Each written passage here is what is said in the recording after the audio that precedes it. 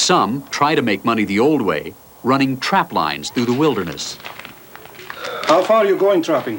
Oh, about 30 miles. 30 miles? Yeah. So you're on the Ontario border, I can see the stamp here. Yeah. See this on here? The air doesn't come up, you see? Because it's not finished underneath yet. Yeah. Okay? And these ones, like this one. This one here, the pale one, is about 40 dollars. On those special days, several times a winter, when the fur buyer flies in from Leaf Rapids, the reserve is flush with cash, at least for a while. But as Bruno DeCesco explains, furs just don't generate the kind of money they used to. The otter, 2-3 years ago, was $70, $80. Now it's down to $30. The beaver was up to $40, $50 for this size, and now it's down to $7, $8. This one here was up to $500 a fisher. Now it's $50 at best. The people of Red Sucker Lake are dirt poor because they live on a tiny reserve, 255 acres of lumpy rock and muskeg with no natural resources to make them rich. They don't even have title to their land, the Crown does. So with no property, no collateral, no way to borrow money, they're left out in the cold with fading hope that life here will ever improve. In Winnipeg, a co-management firm shares control of the budget. The band can't even sign its own checks. Chief John Harper feels Indians are treated like children with a tiny allowance from the federal government. He spends half his life here in the city tangled in red tape. When I make my decisions based on what my people want, I still have to go to Indian Affairs and ask them if I can do this. So if Julie Ammonius came to you and said, Chief, I really am sick of hauling ice water from a hole in a lake, I want running water, what would you have to say to her? I would have to say I'm sorry, but we can't do it. And she'd say, why? I'd say because we don't have any money to do it. We don't have the funds to have running water. Do I detect a bit of frustration here?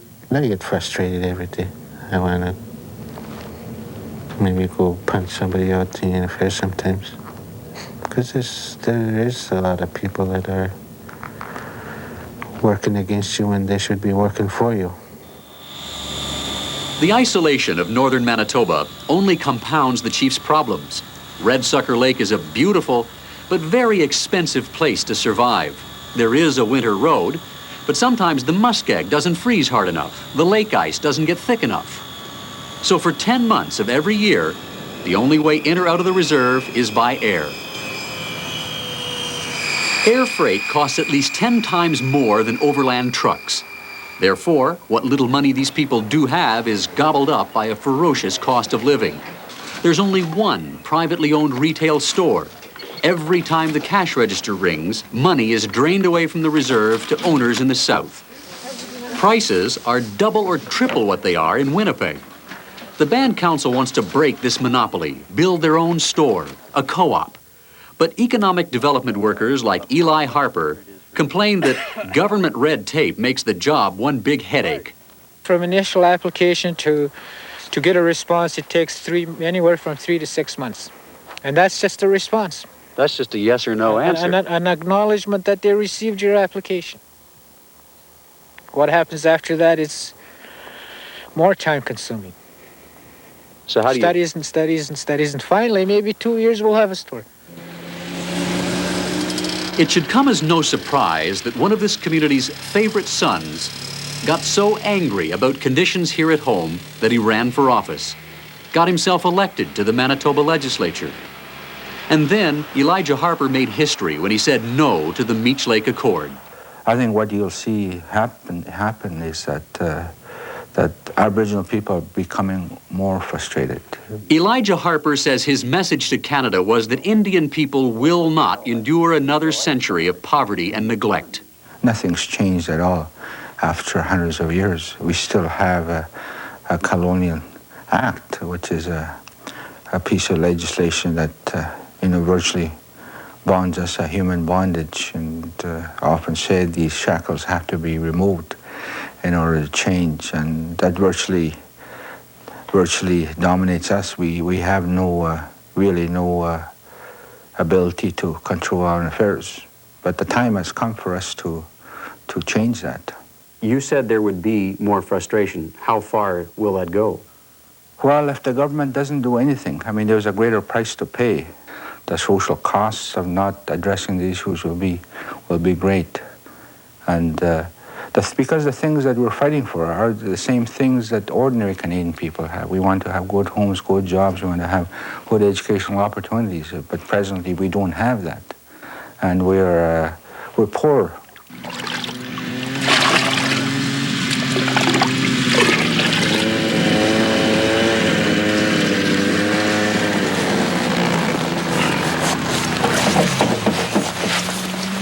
Here comes a pickerel. The people here have built no barricades. It hasn't come to that yet. They'd just like a few improvements to a hard, cold life. Basic things like running water, indoor toilets, a laundromat, maybe a store of their own. Nothing revolutionary, really. But they feel that the deck is stacked against them, that the system has failed them miserably. The people of Red Sucker Lake have almost no control over their own fate. But even on reserves where things are much better, where business is booming, the system can cause enormous frustration. When the Journal returns, the story of West Bank, British Columbia.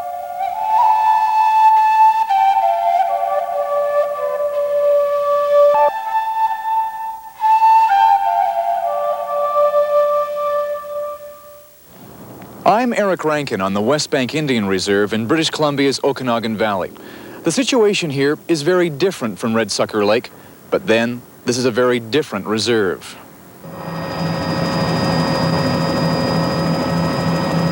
The West Bank Indians live on 2,400 acres of prime real estate right across Okanagan Lake from the resort town of Kelowna. That's helped make them one of the richest bands in Canada. On a ridge where their ancestors once hunted, they now hunt for prospective home buyers. They've built a 3-phase housing project for long-term lease to non-natives. They've constructed a multi-million-dollar water slide that makes a killing with the tourists in the summer. They've just completed a $200,000 daycare center for natives and non-natives alike, paid for exclusively by the band. And built by the band's own construction company, the same company that puts up their subdivisions. In the past few years, unemployment here has dropped from 90% to 35%. Revenues are now about $5 to $10 million a year. Not bad for a band of 420 people. According to our own construction company, is going to run roughly about $2 million bucks for that expansion. But the band council isn't satisfied. They believe they could do even better if it wasn't for the paternalistic federal system, a system that they say seems designed to hold them back. It certainly takes us twice to 3 or 4 times as long to get simple things done. How you doing? Good. Robert Louie is the 39-year-old elected chief of the West Bank Indians. He's a lawyer by profession, and he's tired of federal laws that interfere with the daily business of his band. We think that it's the result of these handicaps that's held us back as a people, as a nation, as people who want to become fully self-sufficient, as people who want to be 100% employed. The West Bank Indians trace most of their problems back to this, the Indian Act, first adopted by Parliament more than 100 years ago. Under the Act, bands need the permission of the Minister of Indian Affairs to develop their own land, to sign business contracts, even to take their own money out of the bank. Well, this subdivision here is what we call Lake Ridge Park Phase 3. You don't have to look hard to find an example of how red tape trips up the West Bank Band. This is their latest real estate project. Things aren't going well. There have been delays. First, the development had to be approved in a band referendum. That took just a few months. But under rules for Indians, the Department of Indian Affairs then had to decide if the project was in the band's best interest. It eventually rubber-stamped the band vote. That took even longer. The result, a waste of time and money. We had to go through a tremendous amount of red tape in order to get the lands ready for development. We had to have the Department of Indian Affairs give us the approvals. This particular subdivision took us slightly over 2 years to get off the ground. Now, any other development such as this should only take a matter of months, 6 months to a year, might be the absolute maximum. The delays mean instead of hitting last year's boom, they're in the middle of this year's bust. And while it's hard to sell these homes in the winter of a growing recession, it's even harder after a summer of Oka. Hi, come on in. Hi, good afternoon, how are you? Good, thanks. Real good.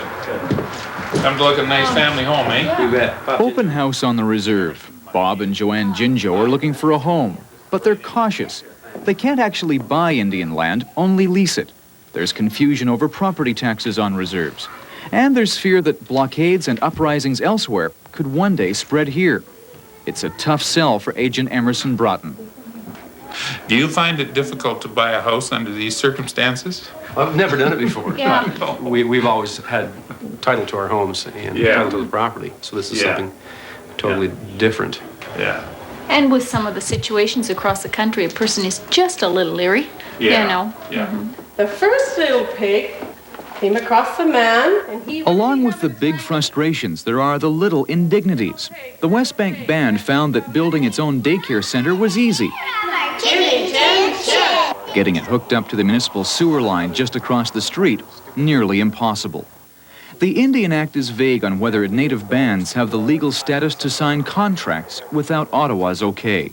We ran into the problem with the Central Okanagan Regional District, who initially refused us any hookup whatsoever unless we had the blessing of the federal government to a contract. So how does it leave you feeling when you've got to go through hassles like this? Very frustrated at the whole system.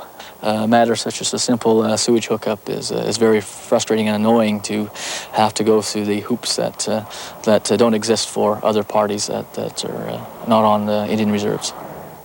There's so much foolishness with government involvement through Indian Affairs, through their dealings, that it's absolutely absurd. The West Bank Indians aren't alone in complaining about their added burdens. Joe Boutillier is the past president of the West Bank Chamber of Commerce. He's a consultant who's worked extensively with the band. Most of them are very well educated. They're very hard-working people. If they could shake loose of Indian Affairs, be able to negotiate some mortgages, some bank loans, which they have a terrible problem with because of the Indian Affairs and band lands and whatnot. If they could get clear and get working together, within 10 years, they'd all be millionaires. The added problems of an Indian entrepreneur keep Chief Louis working 12 hours a day, 7 days a week. In his mind, the solution is clear.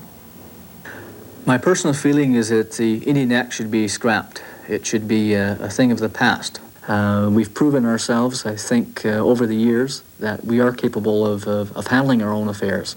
So if anyone tells us that we cannot properly and appropriately handle our own financial management, then we don't have much to say to that person. There's no use even talking to that person because they're behind times. They're 20 years behind the times. Changes are promised. The federal government is working with Indian bands to review the Indian Act, trying to end the paternalistic attitudes established more than a century ago. But in the meantime, the West Bank Band, and other rich bands like it across the country, will continue to strain against the apron strings, their new spirit tied down by old attitudes. For The Journal, I'm Eric Rankin in BC's Okanagan Valley.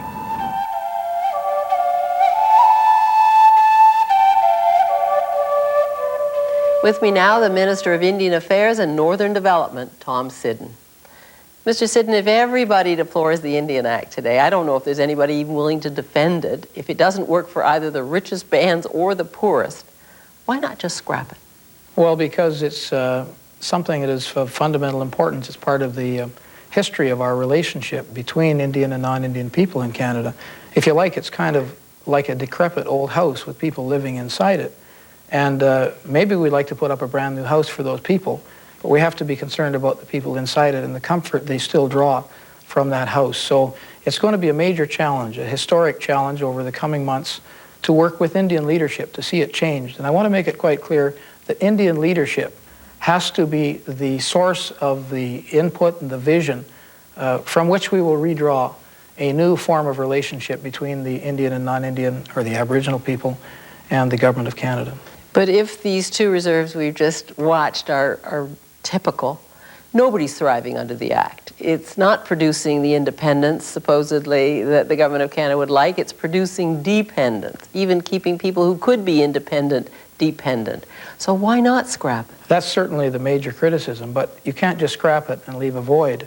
And for some 20 years now, governments, successive governments, have attempted to reconfigure the Indian Act or to replace it. There have been recommendations going back to 1969. What keeps it in place? What keeps it in place is that many Indian people feel a certain comfort in the systems, the relationship with the government in terms of the way in which they elect their band councils, the way lands are administered. But the demeaning reality of all that is that they have to come to the government and the minister for permission to make any changes affecting their destiny. How about just getting rid of the day-by-day indignities of having to come to you for permission to use their own money, for example, that they may earn from resources on the reserve? They bank with you, it's their money, they can't get at it. Just to use that as an example. Like, why not just say, here's your money, here's what we would have put into your reserve every year, and you do this with many. Yes. It's up to you. Don't call us. You know, that's your money for the year. Why don't you just do that? That's where we'd like to wind up. But there's questions of band governance, how the band should decide who the leadership will be, what form of election, either by custom or by our form of ballot box election that has to be decided, the use of land and to ensure that the land is used and held in common for the mutual benefit of all members of the community.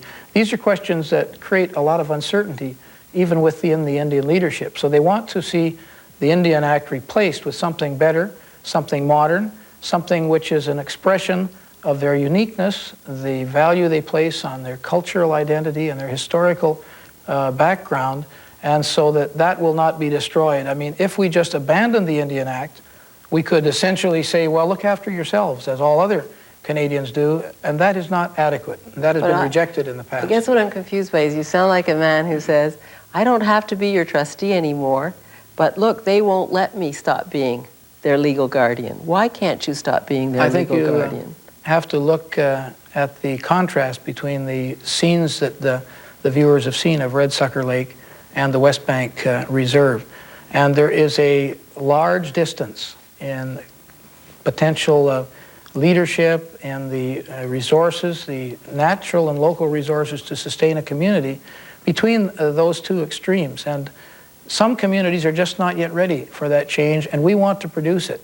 But we want to produce it as a result of their request and with the education and ability of band management to take on those responsibilities, something we've been working toward for some years now, and which I hope to see fulfilled within this decade.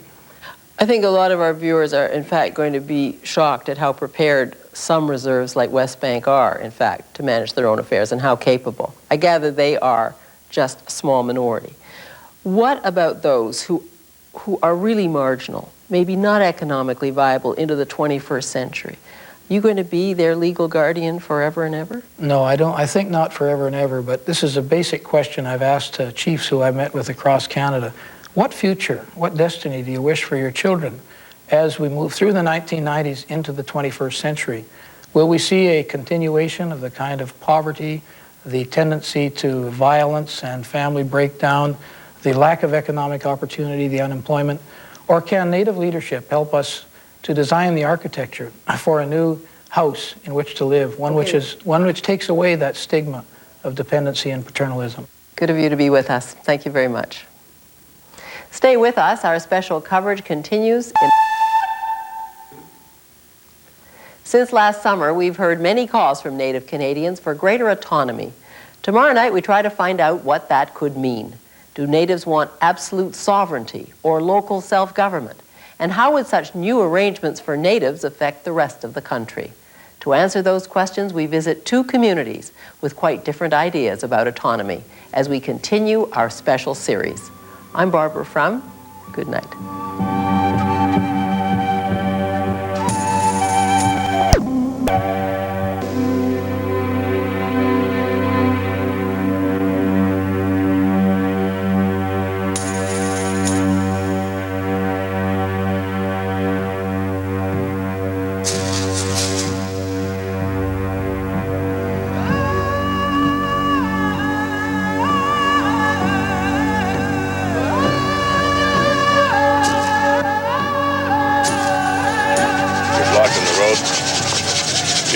law. Would you please stand aside and let us through?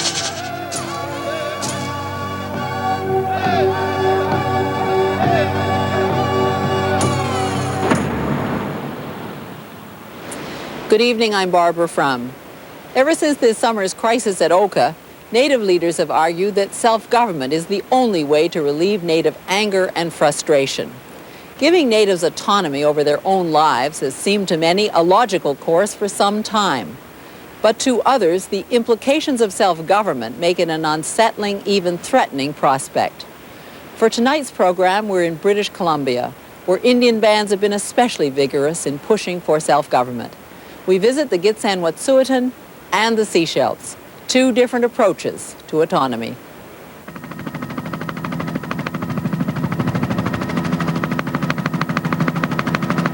1 hour north of Vancouver, you come to a strip of magnificent British Columbia coastline, known as the Sunshine Coast, that has become one of the province's most popular tourist and recreation spots. Here you'll find the small community of Sechelt, unremarkable, except that it confounds every stereotype about relations between natives and non-natives in Canada. A community where natives and non-natives work and play together in harmony. Where the local preschool offers Indian language to native and non-native children. Where a local government is run by natives but manages the affairs of non-natives as well. Where a native reserve blends so easily into the neighboring landscape, you never know where Indian land begins or ends. Less than 500 Sechelts remain on the reserve, but they've proven to be a group with big ideas, a willingness to take chances, and the audacity to break away from the rest of Canada's native leaders on the issue of self-government.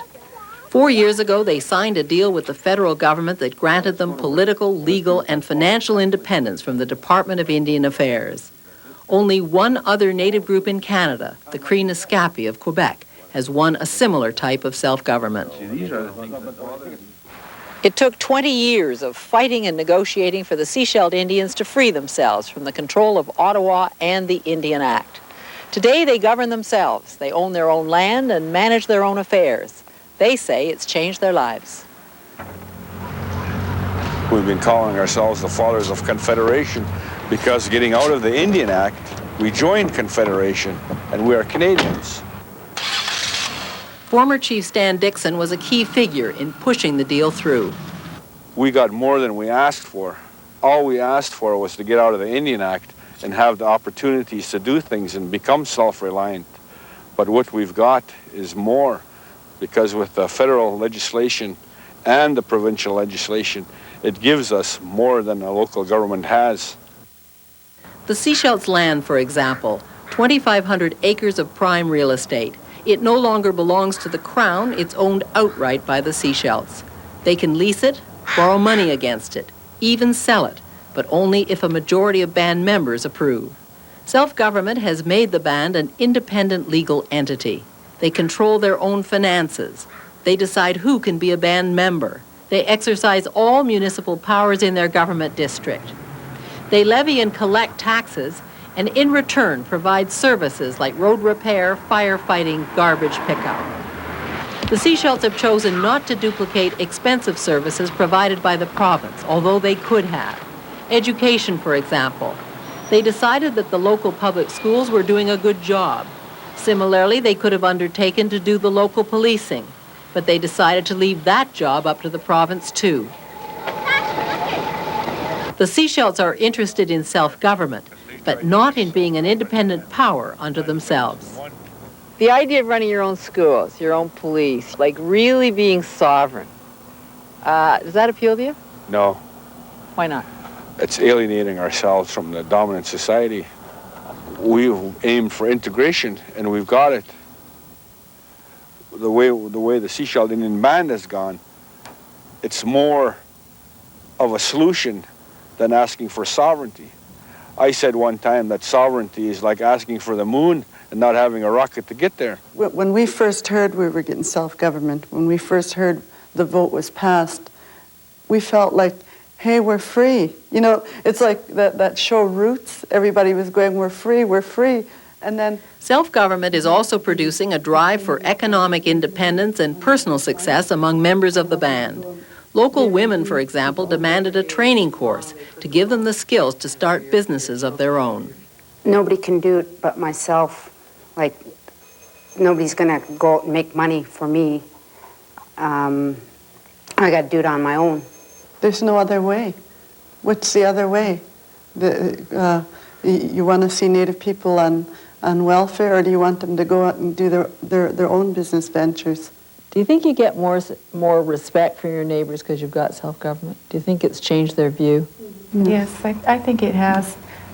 There's a lot of the non-native merchants in Sechelt, and they know that there's 6 women who want to open businesses, some similar to theirs. That'll be rival competition in a limited market area, but they are very supportive. They said, you've got a lot of potential, it's about time, good to see you, and very, very encouraging. This is a community where the idea of a native blockade is unthinkable, where reducing suspicion and living in harmony is the explicit goal. Living side by side, I think then the people have got more closely related. Tom Paul is on his 2nd term as band chief. Our native community is butted up directly right close to the district of Sechelt.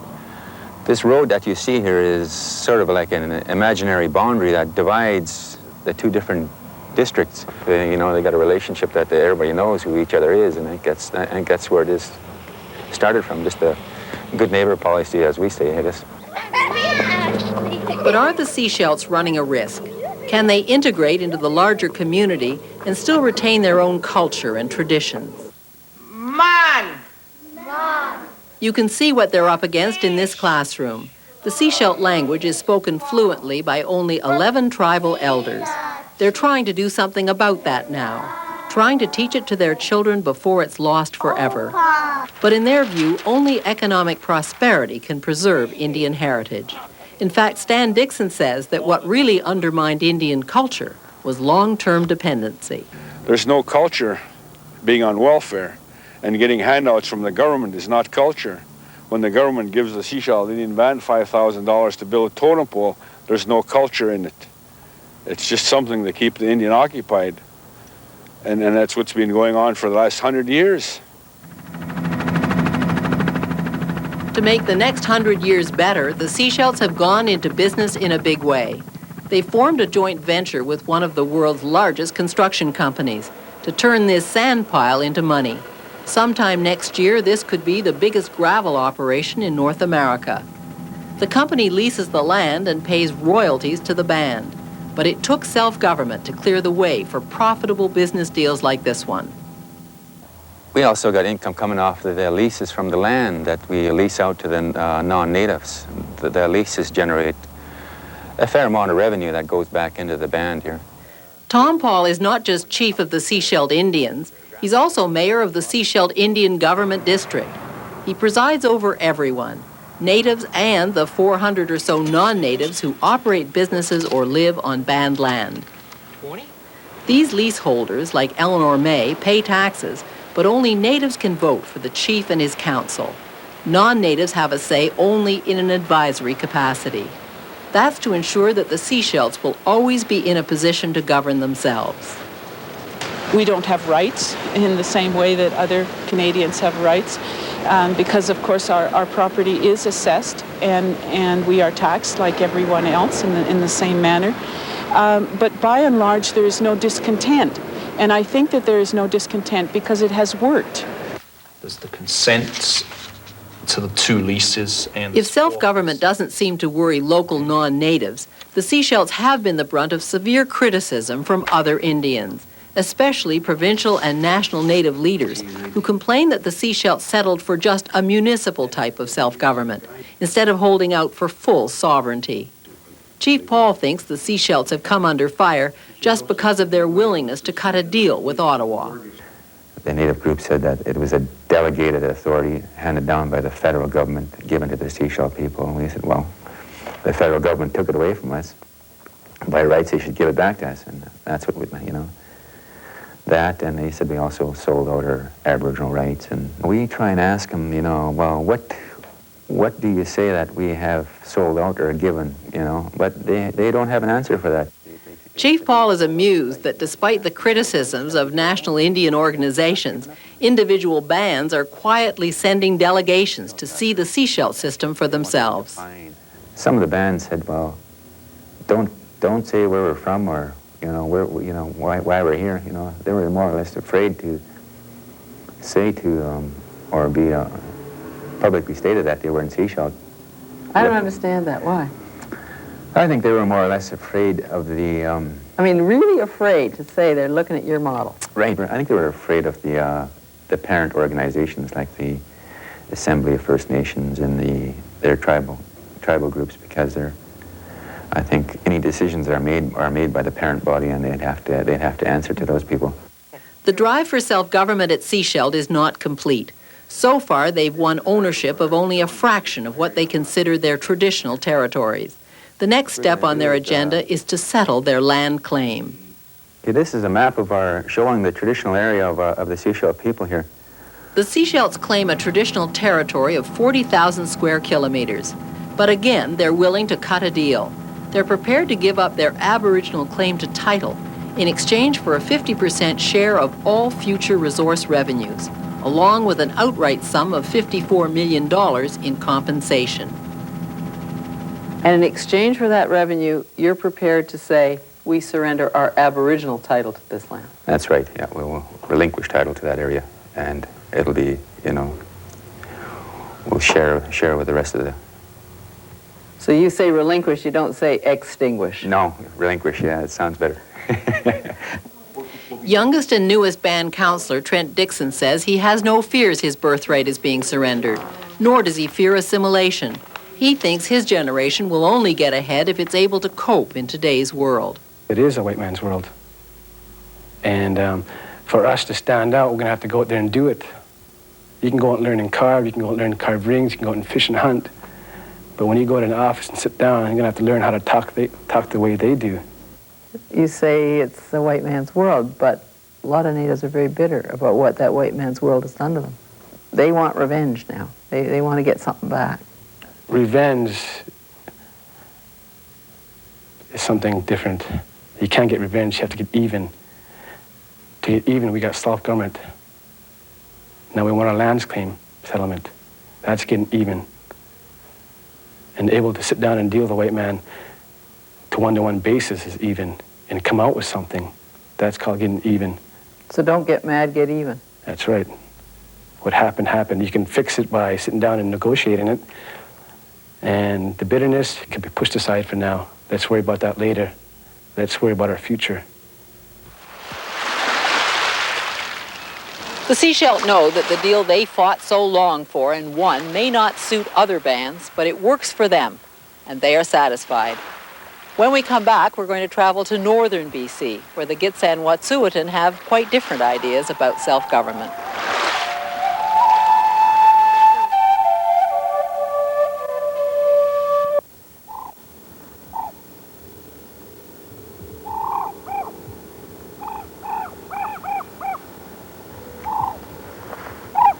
This is the Bulkley Valley, 14 million acres of magnificent BC wilderness, rich with timber and wildlife, spotted with towns like Smithers and Hazelton. It's home to 8,000 Gitxsan Wet'suwet'en Indians, who say that all of this land is theirs. What they want is not just to make money from the resources here, but to control them. They don't want to strike a deal for municipal powers. They want to rule the land. They say they never surrendered their land or their political liberty to the white man. Their determination is rooted in their frustration with what they see as land abuse, especially by forestry companies and mill operators who've been licensed to timber freely here for years. The Gitxsan Wet'suwet'en do not accept that their ownership is limited to the 7 small reserves on which they've been confined. They aim to have a full say on fish and timber licenses in the future, on who comes in and who stays out, even though they make up just 1/4 of the area's population. Many other Canadian Indians also aspire to such a dream. Why this case is special is because it could become a reality. 3 years ago, they launched a court case to establish their Aboriginal title to this land. The decision on that case may send them one huge step closer to self-government. A judgment is expected early in the new year on the claim of the Gitxsan-Wet'suwet'en people to this vast area. The court is ruling on who has ownership and jurisdiction over a territory the size of Nova Scotia. And a favorable ruling will affect not just the Gitxsan-Wet'suwet'en people, but who has the political authority over 2/3 of the province of British Columbia. This is the area the Gitxsan-Wet'suwet'en have said is theirs. There are over a dozen other claims like this covering most of British Columbia, but this is the one they're all watching. In fact, governments and natives across Canada are watching. This is not just about land management. They say they want full independence in all spheres of life and intend to govern through the traditions of a centuries-old clan system that worked long before Europeans came. It works like this. They see themselves grouped under 76 traditional clan houses, each with its own area of land and headed by a hereditary chief. In their tradition, each house entirely governs itself. And if they stick to those traditions, it will mean not one central Indian government in this territory, but 76 little ones. Ardith Wilson is one of 3 people in charge of making the traditional government work. We've never lost our system. It's always been intact. So when we talk about self-government, it's not like we have to develop a brand new system or a structure to replace the band councils and the Indian Act and the Indian Agent. We don't have to do that because the system that has carried us for thousands and thousands of years is still very much intact.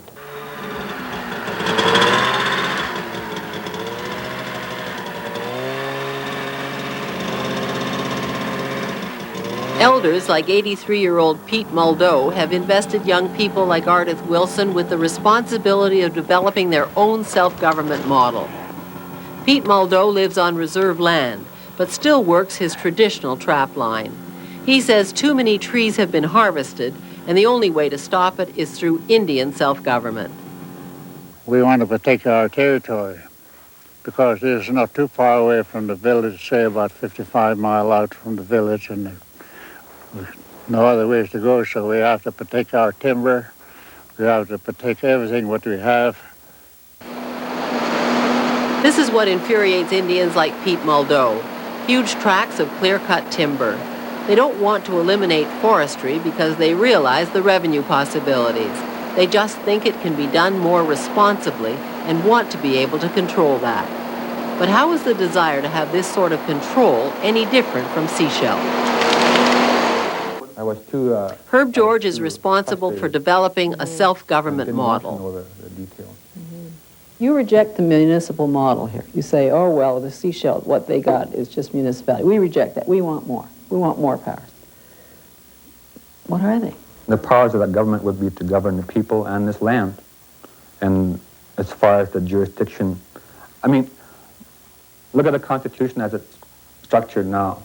You have a situation where the province has certain jurisdictional powers, the feds have certain jurisdictional powers. They can, relinquish or delegate or have different arrangements to have shared jurisdiction. We would probably have the same situation. There's a high voltage bunch of wires going on right behind your door. There's an incredible ice storm, and those poles come down, and you got a dangerous situation. Going to call BC Hydro, or is that going to become Gitxsan-Wet'suwet'en Hydro's problem? It may well be that we'll call Gitxsan-Wet'suwet'en Hydro. If that road out there needs to be sanded because we've got some glare ice on it, maybe we'll call the Gitxsan Department of Highways. And that's an entire possibility. It's not impossible to imagine something like that happening. But there are more than Indian interests involved here. Towns like Hazelton have long been mixed communities, and non-natives want to know just what the natives are after. Control over ourselves, offering something better for our children than what we've had. The ability to manage and control all our resources, the ability to interact with our neighbors who are also doing the same thing, and when necessary to come together and provide a united front and have to deal with issues outside of our boundaries and have to deal with issues outside of our system and have to deal with governments like British Columbia and Canada. And I can't describe the final picture to you. Not being able to see the final picture is exactly what makes the non-natives nervous. They're not enthusiastic about waiting for the natives to make up their minds. And private logging contractors like Jerry Meek and Brian Hobenshield aren't keen on dealing with 76 traditional governments either. Well, it looks pretty glim at the present time if it carries on the way it's going. The native people don't seem to have a grasp on what they're going to do if they do get land claims, if it does go in their favor. And it looks to me like it would take 5 or 10 years for things to settle down and figure out what was going to happen. And in this business, 3 months, you'd be dead anyway. I don't think they really have enough people that can control what they want to control, that are qualified to do it. So they're going to have to have us involved to make whatever they want to work. You know, so we're going to have to get on the same playing field there somehow. So the way I see it, if they do get their land claim. They can't just shut it down and wait 10 years to try and figure out what they're going to do and try and get back at it again, because it ain't going to work. Right. The big fear of white people is that, how do we know you're not going to do it to us as we've done to you? How do you know you're not going to, I mean, historically, the oppressed have become the oppressors. Our answer to that, and it's a simple answer, is that you're just going to have to trust us. In the meantime, everyone waits to see who will control these lands. The BC Supreme Court is not expected to simply hand political power over this region to the Gitxsan-Wet'suwet'en. The court may simply say that the Gitxsan-Wet'suwet'en also have a legal interest because of traditional occupancy and use. Even that would be a major victory, but it would still leave a lot of negotiating ahead between the Gitxsan-Wet'suwet'en, private interests holding contracts, thousands of private homeowners and shopkeepers, the province, and the federal government. Still, the Gitxsan-Wet'suwet'en say they will one day be the government here. You're at the point of a potentially major win. This should be a moment of incredible pride, but you seem quite boiled up. It's surprising, because you'd think you'd be sitting back there kind of feeling pretty complacent and pretty smug. No, there's no time to sit around and feel complacent and feel smart. I'm boiled up because I can see the job that we have to do. And we don't have any time to sit around to feel good about what we're doing, because we managed to advance it so far. When we come back, we're going to talk about these aspirations and frustrations on a national scale with the Assembly of First Nations Chief Negotiator on Self-Government.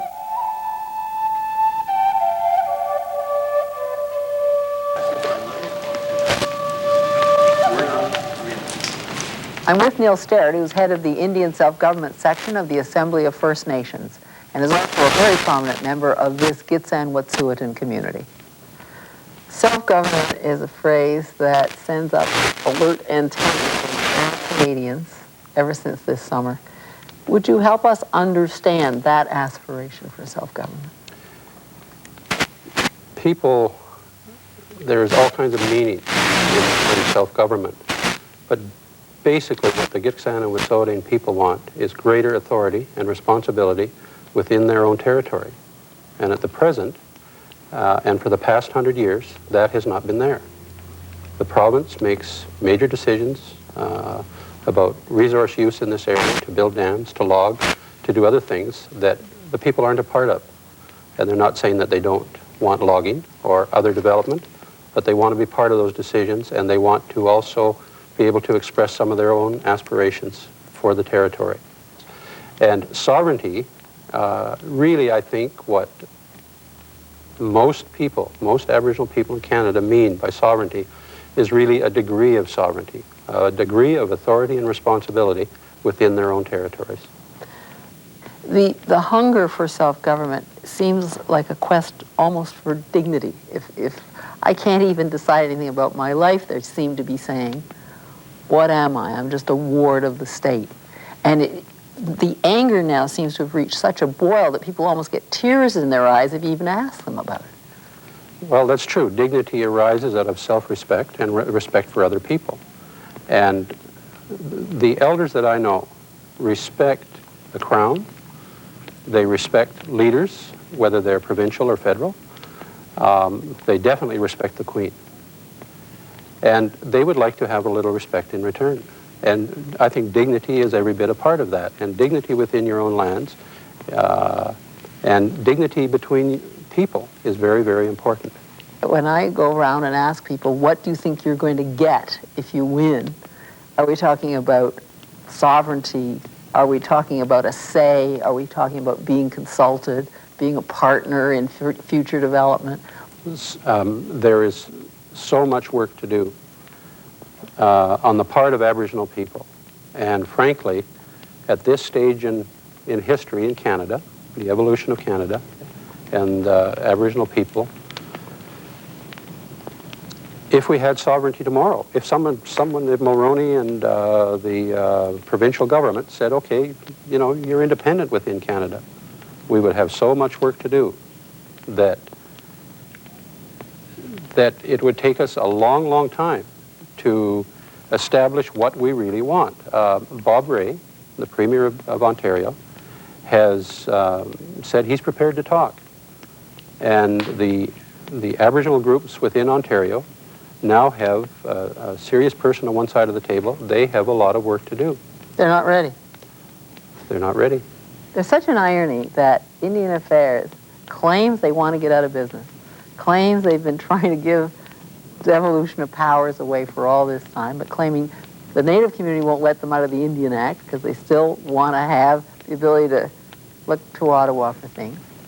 And then we've got this other powerful urge to get rid of Indian Affairs. It's terribly ironic, you know. It's quite a paradox. Well, it is a paradox. The reality is we would never eliminate the Department of Indian Affairs tomorrow if we wanted to. But steps have to be taken for those groups who are prepared to strike out on their own and who have... What percentage is that? Not very many. That's tragic. What percentage? Well, I guess if I had to put a figure on it, I would say that there are groups like Squamish in North Vancouver, some areas in Ontario, the James Bay Cree. I would say that we're talking about at most 10% in Canada at this time. It is tragic. Your association, the Assembly of First Nations, and your president, George Erasmus, conjures up a national Indian government of Canada. All the communities somehow having a third level of government, presumably with him president, owing their sovereignty and allegiance and getting that they would now get from the federal government, the provincial government, getting all of that from a central Indian authority.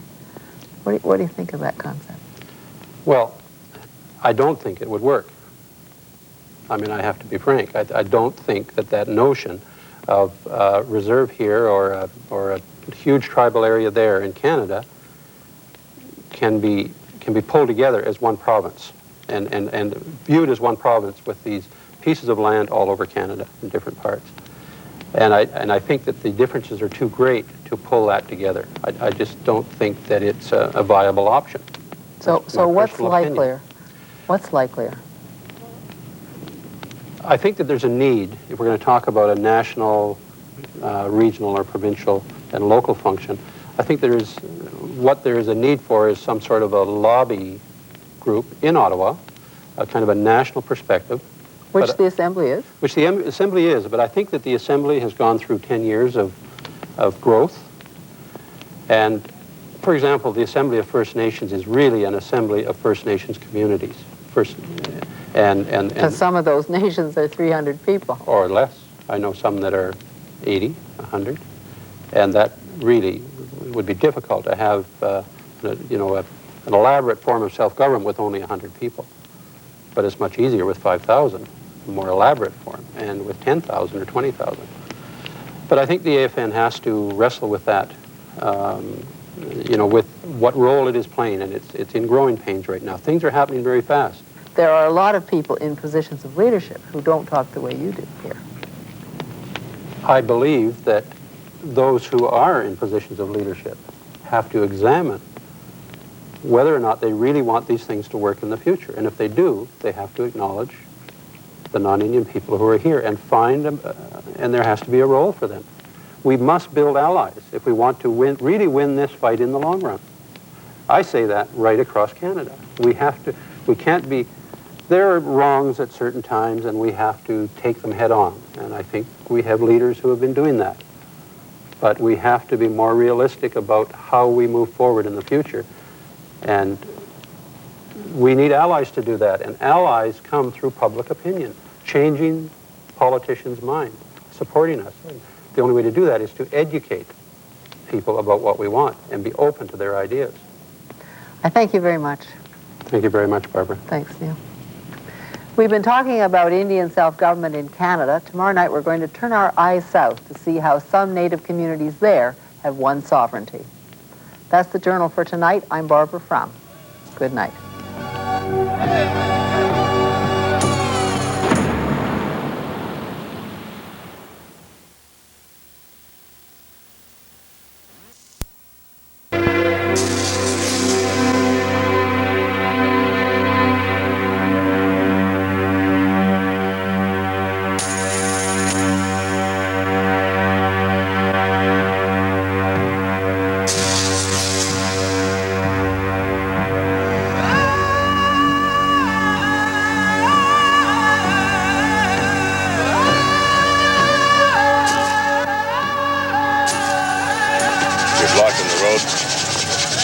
Breaking the law, would you please stand aside and let us through?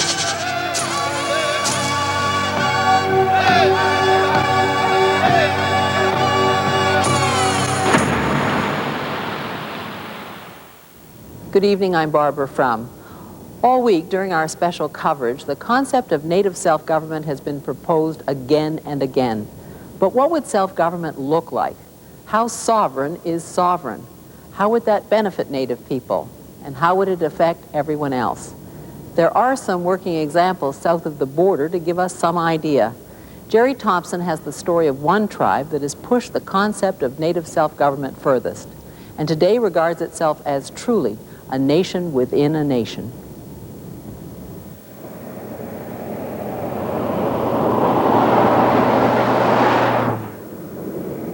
Rolling west on Highway 246. Pushing the limit just a little too far, what do you suppose is bound to happen?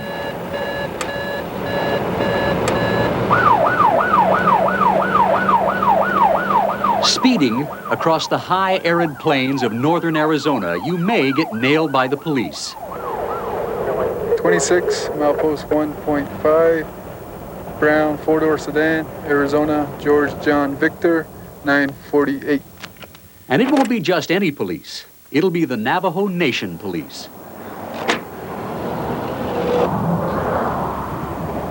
Okay, sir. You want to step out of the car, please? No matter who you are, Indian or non-Indian, if you break the law in Navajo country, you'll have to deal with Navajo police. Is this your vehicle here? What year is it? If you assume that an essential part of being a nation means writing your own laws, 83? Enforcing those laws, I'll cite you for 65 and a 55. And providing for the safety and well-being of your people. Okay, sir. Drive safely. Make sure you wear your seatbelts. Then the Navajo Nation has gone further toward that goal than almost any other Native Indian tribe in North America.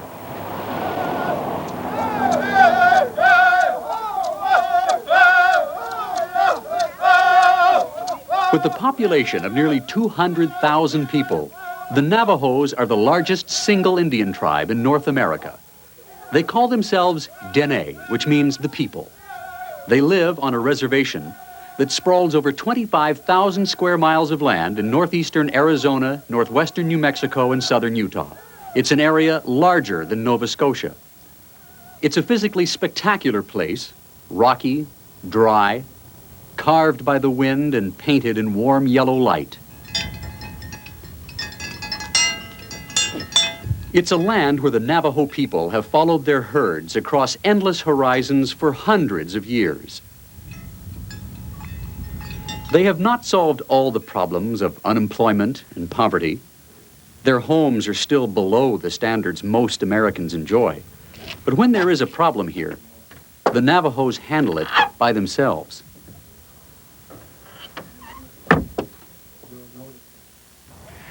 Not only do Navajos have their own police, courts, and jail system, they run their own schools, hospitals, and public housing department. They tax natural resources here on Indian land to pay part of the cost of providing government services. And although they are, to some extent, still financially dependent on Washington, tribal leaders insist, and in fact the U.S. Supreme Court has ruled, that the Navajo government is the sovereign power on this land. They are a nation within a nation.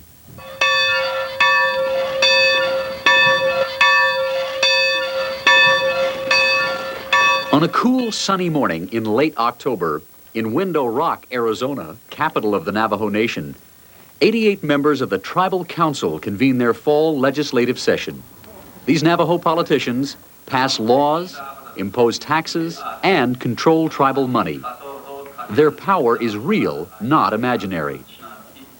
They're not yet equal to a state, but they are considered a sovereign power, basically because the Navajo tribe was the sovereign power here before the United States existed. In the case of Worcester versus Georgia in 1832, the U.S. Supreme Court acknowledged that Indian nations are distinct political communities having territorial boundaries within which their authority is exclusive, and that they are the undisputed possessors of the soil from time immemorial. Thank you, Mr. Dahlstrom. Back to Tom Sow, Chief Justice of the Navajo Supreme Court, says that means the tribe's sovereignty was limited but never eliminated. It means the tribal code is the law of the land here, but Navajo law, like political power, is not absolute. According to Tom Sow, the tribe's inherent sovereignty was not wiped out, even though the U.S. defeated the Navajos in combat a little more than a century ago.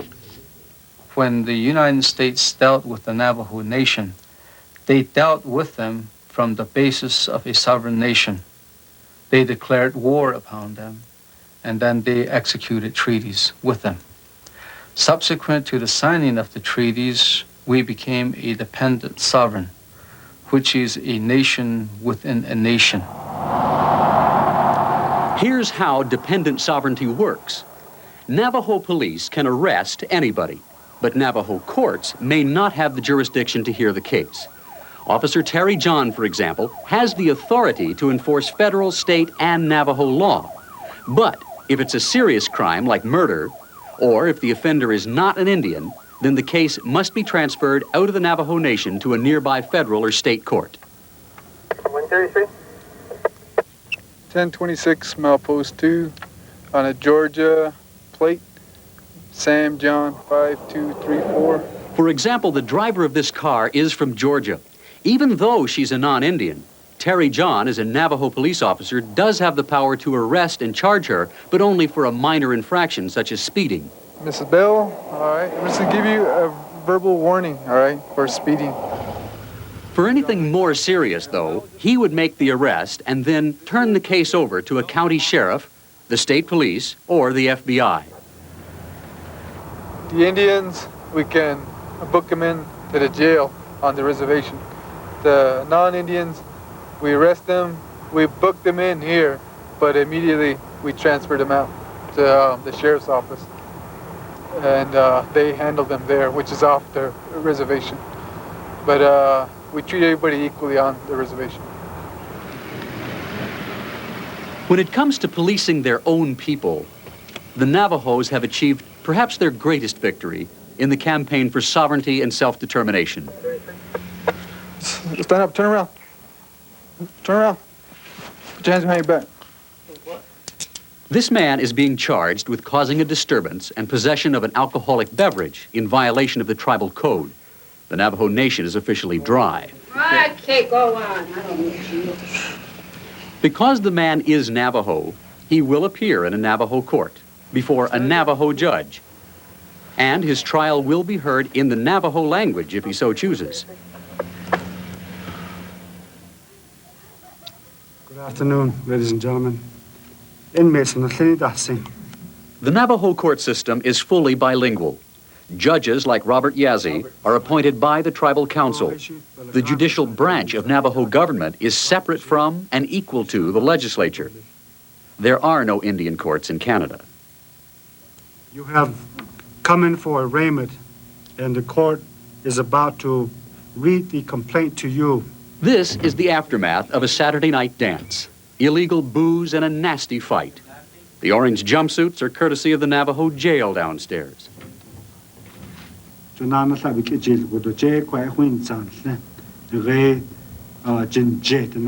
tribal code is a curious blend of United States law and Navajo custom. The main difference being that Navajo elders thought it was better to make peace, more important to help the victim than it was to punish the offender. You hit her with your fist when she fell to the ground. You kicked her in the legs. A person convicted of assault, for example, could be forced to do some kind of work for the victim or pay compensation to the family instead of going to jail. In other words, according to Chief Justice Tom Sow, restitution rather than revenge is the cornerstone of Navajo common law. The concern is that we need to put the wrongdoer and the victim back in harmony, back in balance with themselves, with their people, and with their environment. How are Navajo courts different philosophically from American courts? Basically, you're not only focusing on the wrongdoer, you're focusing on the victim. You're also looking into the future. You're taking some preventive measure at that point to keep from the person from committing the same crime again. Chief Justice Sow says Navajo courts are not yet recognized as equal to the U.S. legal system, probably because most Americans don't believe they'd get a fair trial in an Indian court. Basically, because there is a belief that because Indian people, Navajo people, we are an oral society, we don't have any written records, we don't have written laws, and we've been like that for many, many years. They feel that as long as the laws are not written, that we have no sense of order, we have no sense of fairness, and that we're just savages. That feeling has been there for a long time. Do you feel like you've made a lot of progress, a little progress? I mean, what kinds of achievements are significant to you? We have made tremendous progress, in my opinion. Our history is full of challenges, and our history is full of survival.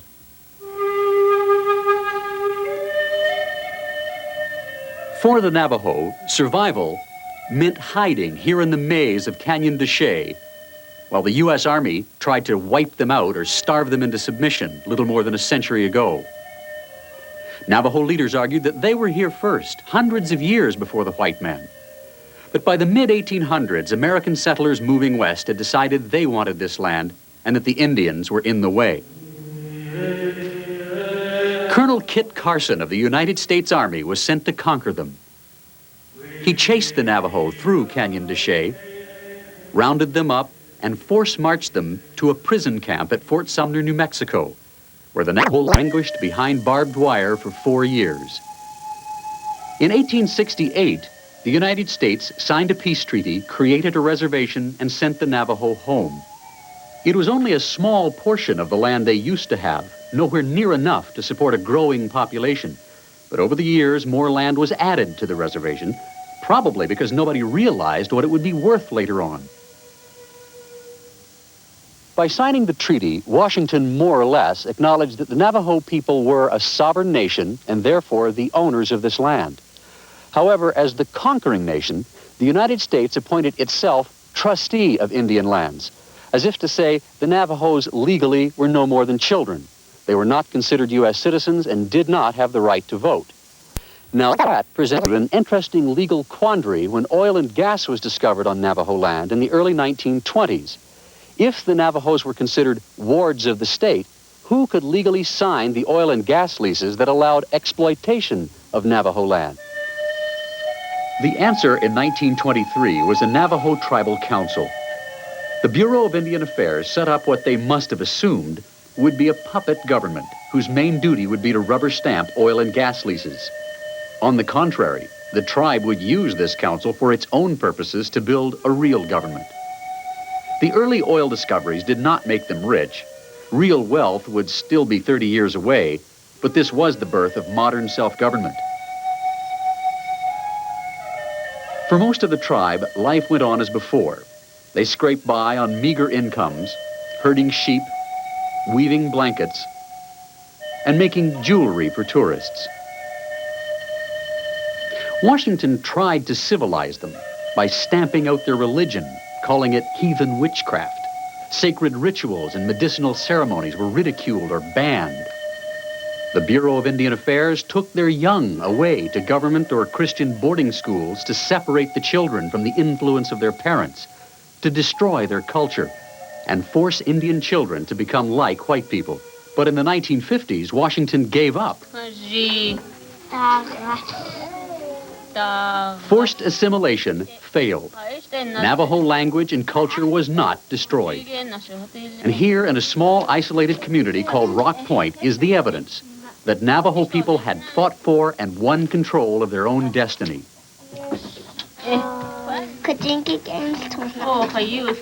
Children learn their lessons first in Navajo and then in English in the same classroom. Did you sing last night? And they seem to have a bit of fun doing it. Sit. Bingo! Bingo, bingo, bingo, bingo, bingo, bingo, bingo. Native language programs do exist in a few U.S. and Canadian schools, but very few communities have completely taken over their local school board. In essence, what they did here was take advantage of Washington's desire to wash its hands of Indian affairs.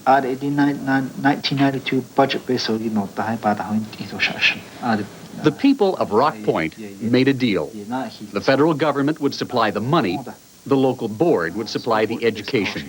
They would decide what gets taught.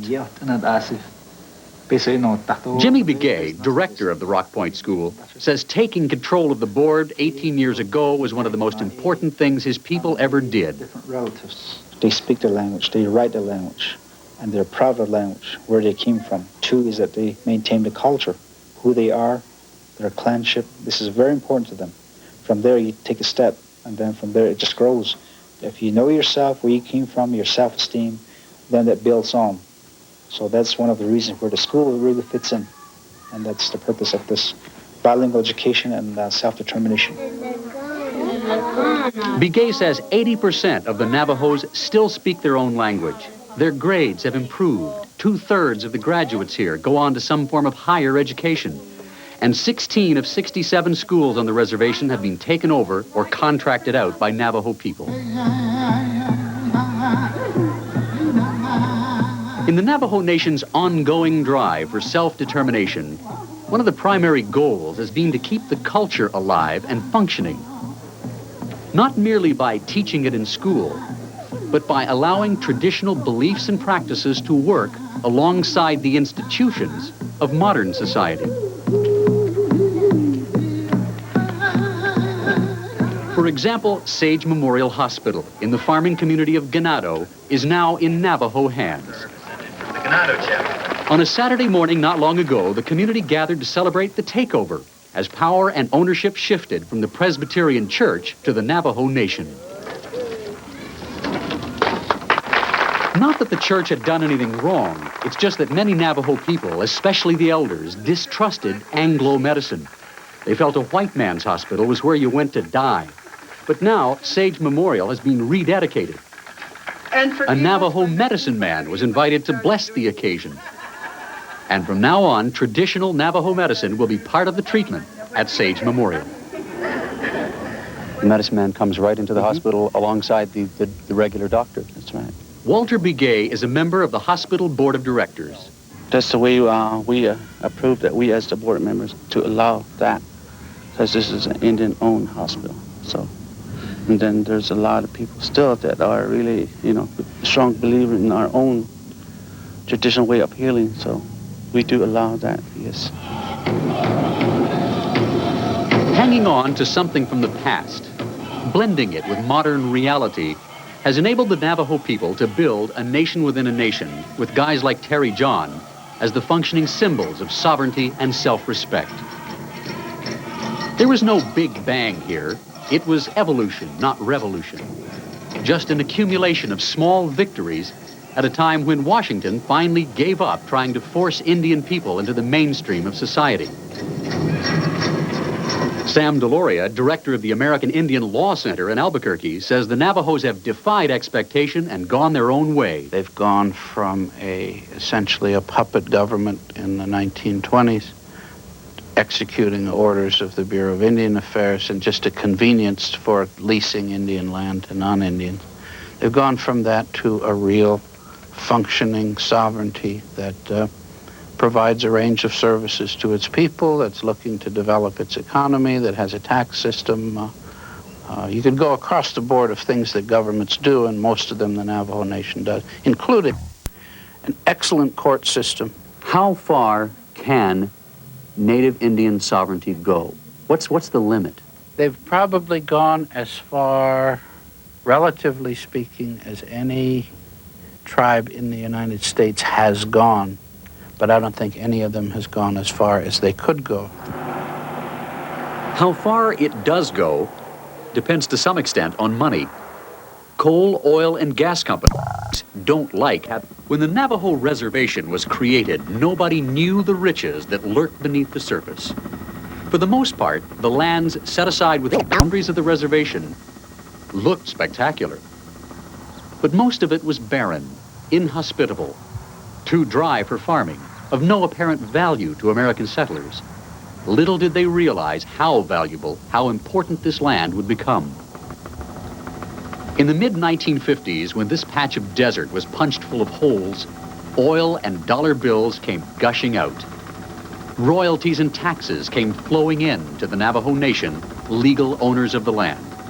Oil money launched the Navajos on the road to self-determination, but it was only the beginning. A few years later, Peabody Coal Company began grinding away the top of Black Mesa, one of several massive deposits of easy access, strip mineable coal on Navajo land. The coal is carried away on conveyor belts, mixed with water, and slurry piped 274 miles across the desert to a power plant near California.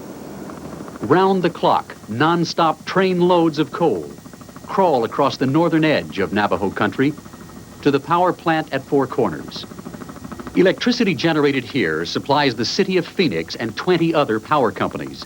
Money generated here goes straight to the tribe, not Washington. It pays almost half the cost of Navajo self-government. But there have been side effects. Resource companies do not like what amounts to double taxation. They pay money to neighboring state governments in addition to what they pay the Navajos. But in the United States, unlike Canada, the Supreme Court has consistently upheld the right of Indian governments to impose their own taxes. In 1987, Justice Thurgood Marshall said, "The power to tax is an essential attribute of Indian sovereignty, a necessary instrument of self-government." Double taxation is not the right word. Multiple taxation is what's happening, where two sovereigns are taxing an activity.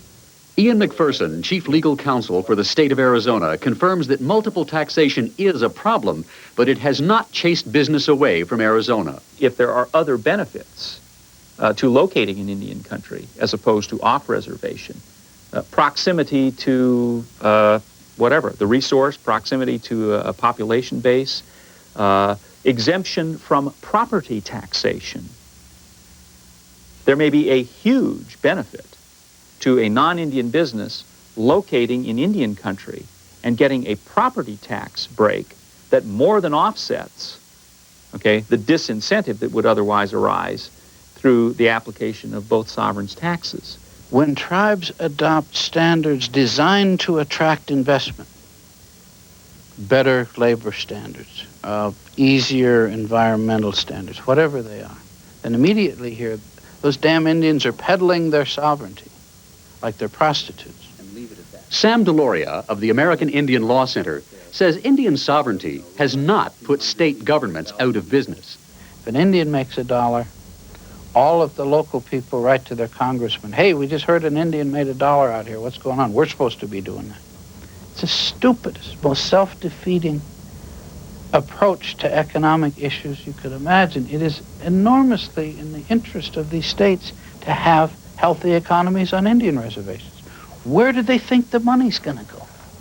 What do they think if the Navajo tribe suddenly starts making an enormous amount of money? What do they think? There aren't enough mattresses on the Navajo reservation to stuff all that money into. If a tribe in Canada starts making a lot of money from its resources or from its use of its self-government, what do they think they're going to do with it? They're going to invest it in banks owned by white people. All we're talking about here is at one stage in the process, those dollars are going to be handled by an Indian. So what? Then they go on to somebody else. They're still in the economy. Perhaps the most unpleasant side effect of developing Navajo resources has been the environmental and political backlash generated among Navajo citizens who feel this ground is sacred. People who have deep religious connections to their land strongly resent being pushed out of the way to make room for things like coal mines. Out here, a long way from town, where almost no one speaks English, where there is no cash economy to speak of, it's hard to convince people that creating jobs and generating tax revenue is a necessary part of survival. Those who cling to a traditional way of life have become thoroughly disenchanted with their own Navajo government in Window Rock. You have people making their existence off of the land. And when they elect tribal leaders, they expect them to take care of themselves, to take care of the funds and do what's right for them. Journalist Marley Shabala covered the many political confrontations that came with rapid development of the Navajo economy. And when people look at us from the outside and look at us and say, wow, those guys are really progressing. But as Navajos, when we look at ourselves, we say, we've gone a step backwards. We've become barbaric because we are killing life itself. We are killing our Mother Earth. As the Navajo Nation grew and prospered, things changed, mostly for the better. Jobs were created. Health standards improved. Fewer babies die of dysentery now. The suicide rate has dropped. Most local businesses are now owned or controlled by Navajo people. But along with the new prosperity came temptation and ultimately political corruption. Last year, Tribal Chairman Peter MacDonald Sr. got tangled in a scandal that became the Navajo Nation's own little Watergate. MacDonald faces 45 counts of bribery, kickbacks, and ethics violations. Special prosecutors for the tribe claim the former chairman and his son made about $600,000 under the table. The complaint alleges that the McDonald's, through Peter and Rocky, accepted payments from vendors and contractors seeking to do business with the Navajo Nation. Like the Watergate scandal, the Peter MacDonald story was uncovered by reporters. In this case, it was Navajo reporters like Marley Shabala who poured through government reports and leaked documents until they pieced together a pattern of widespread corruption. Let me tell you, it wasn't easy. There was a real battle just to suspend him and then to take him to court and to let it go through the tribal court systems. And now he has been convicted and he's been sentenced. And that was done by the council, Navajo leaders to another Navajo leader who was considered the most powerful Indian leader in the U.S. The significant point here is that MacDonald was charged under the Navajo Tribal Code. His case was heard in a Navajo court.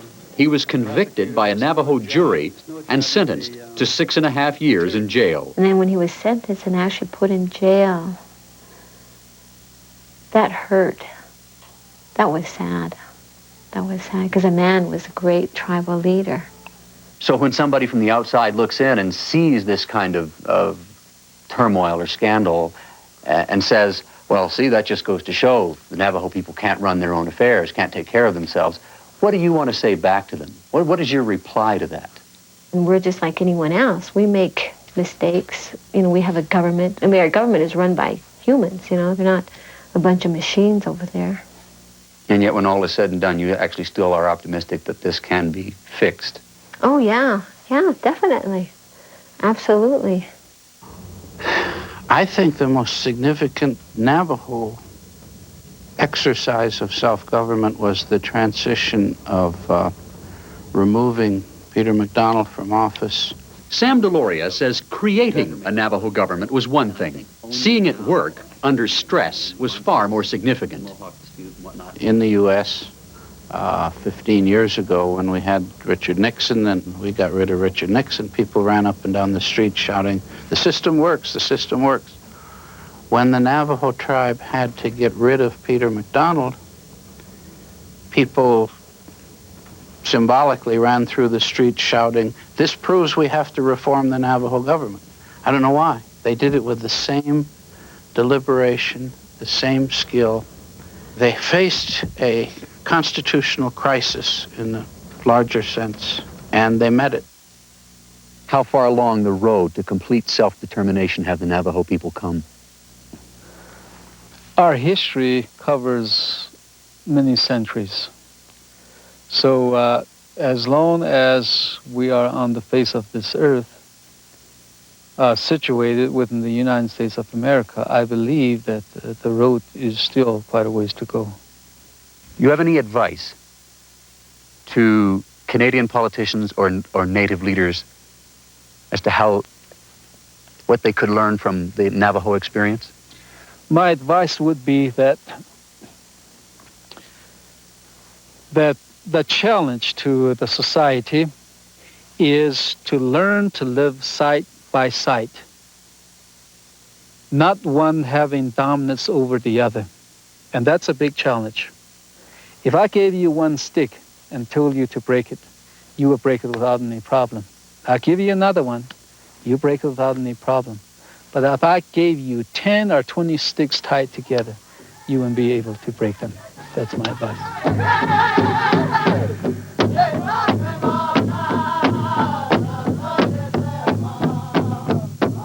Like many sticks tied together, the Navajo tribe is strong. It has not been broken. Here in the heart of the vast American melting pot, they simply refuse to be a vanishing race. They resisted repeated campaigns to grind their culture into dust. Their struggle is far from over. Many issues remain unsettled. But they've used the wealth of their land and the strength of their spirit to snatch victory from defeat and build a nation within a nation. For the Journal, I'm Jerry Thompson in Window Rock, Arizona.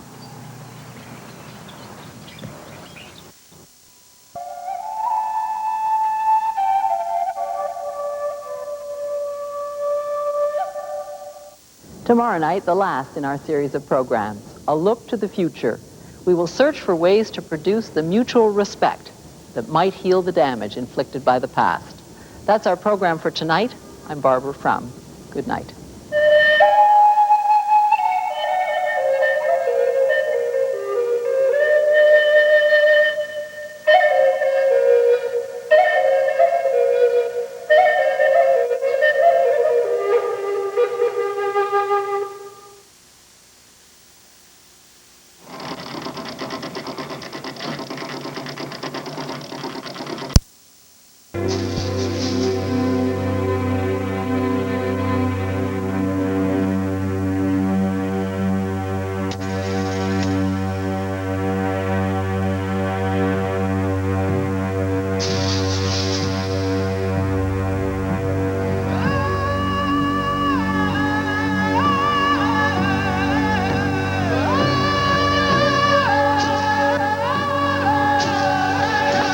Blocking the road.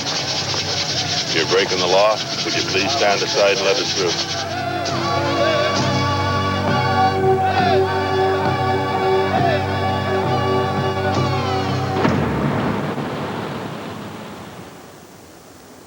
Good evening, I'm Barbara Frum in the Museum of Civilization in the nation's capital for the last in our series of special programs on Native issues. In the past few months, Native issues have dominated the national agenda as never before. The explosive events at Oka made Canadians realize that Natives will no longer be ignored. Their new assertiveness comes at a critical moment in the life of the country.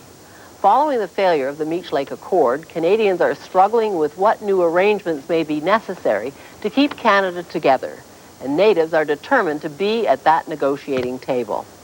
Their demands are not trivial. they claim unique powers as the true founding peoples of Canada, maybe including the creation of a whole new order of government. In addition, billion-dollar land claim settlements loom on the horizon. What is going to happen when Ottawa sits down with the Native peoples of Canada to sort out their respective rights and powers? With me, three likely players in those talks.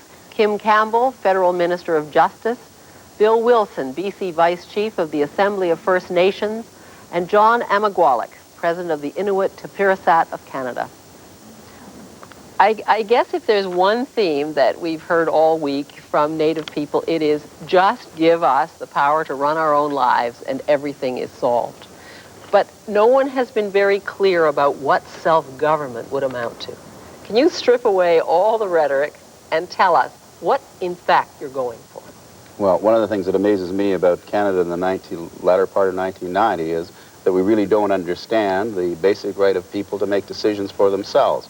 Now, if you talked about the Musqueam people, the Kwagilth people off the northern end of Vancouver Island, what we would be talking about is a hugely expanded land base, control of renewable natural resources to fuel our economy, to control our institutions, to make decisions for ourselves and strip the non-Indian institutions' assumptions away from us so that we could make decisions based on our relationship to the land and to each other, while at the same time developing new negotiated relationships with the non-Indian people. Are you talking about local authority over your own people to run your own schools, your own social institutions, or are you talking about something more?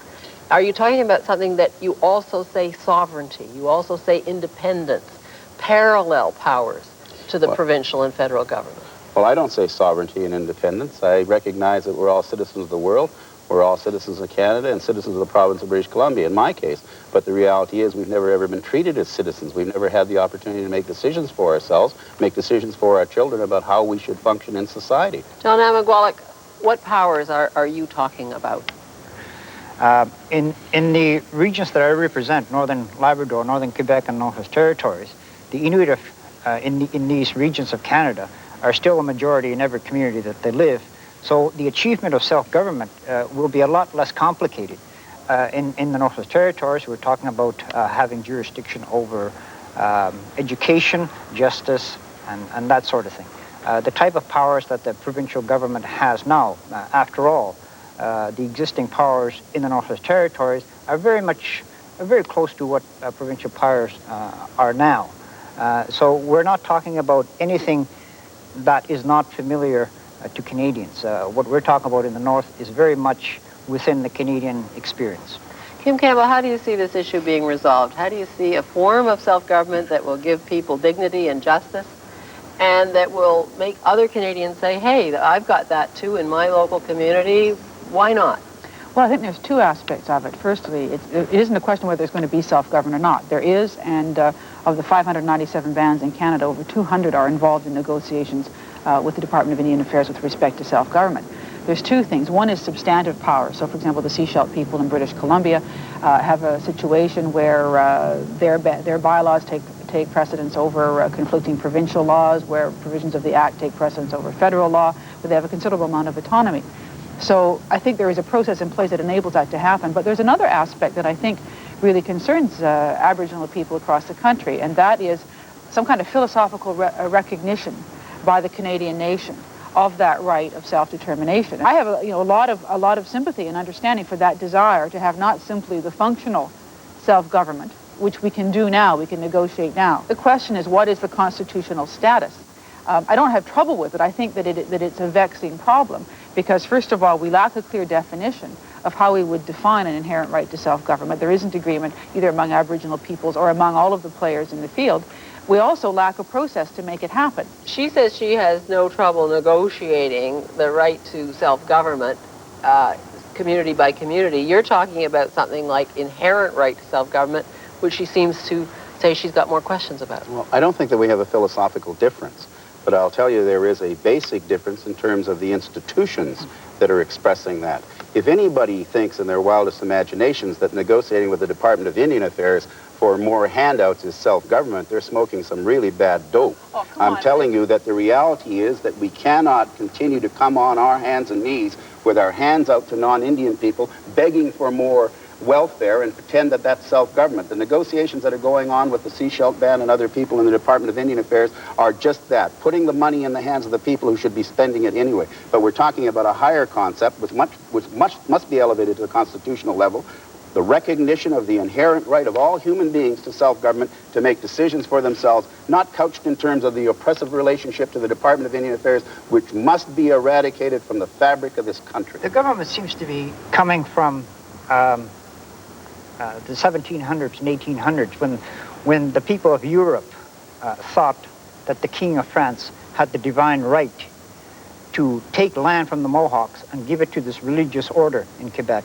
And the people of Europe believed at the time that the King of England had the right to take Rupert's land and give it to his cousin for his birthday present.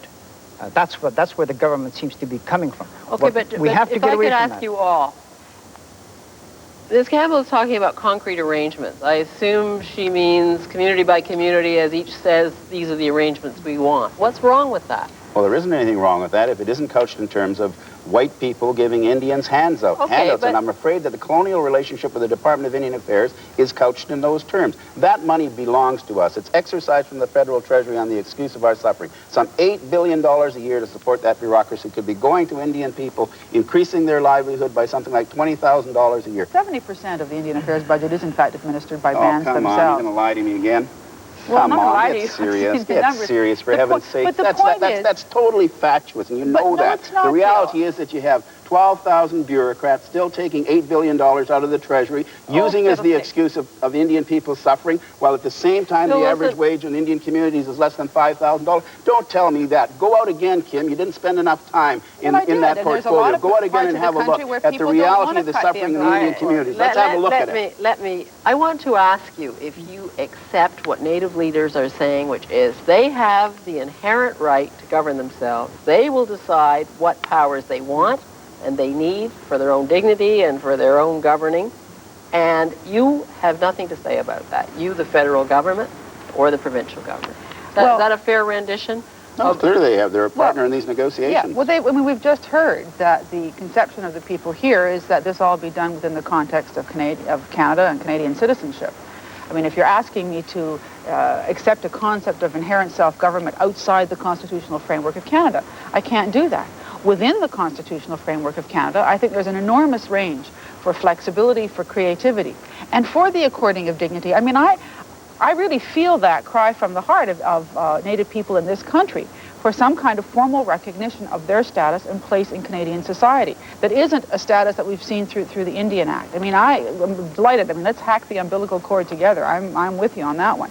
Okay, last two reactions from our two other guests. I agree that what the Aboriginal people of Canada want has to be within the Canadian Constitution, and it probably is, because when Section 35 of the Constitution was put in the Constitution, recognizing our rights, the governments of Canada were saying it's an empty box. But recent court cases have proven that it's not an empty box. Well, I think that the proof is in the pudding.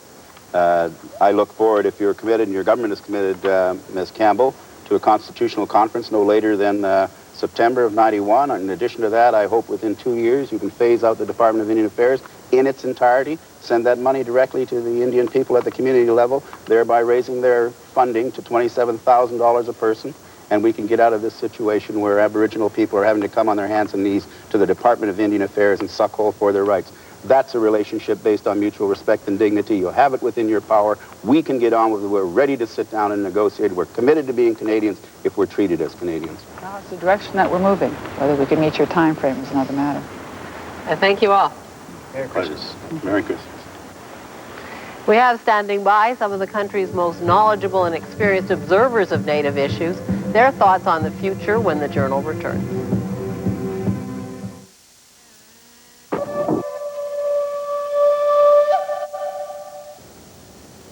We are back at the Museum of Civilization now to continue our special coverage of Native issues. With me, 6 of the country's leading experts on those issues. Eric Denhoff is Deputy Minister of Native Issues for the Provincial Government of British Columbia. Mark Dockstader is an expert on Native self-government with Osgoode Hall Law School. Lloyd Barber is past president of the University of Regina.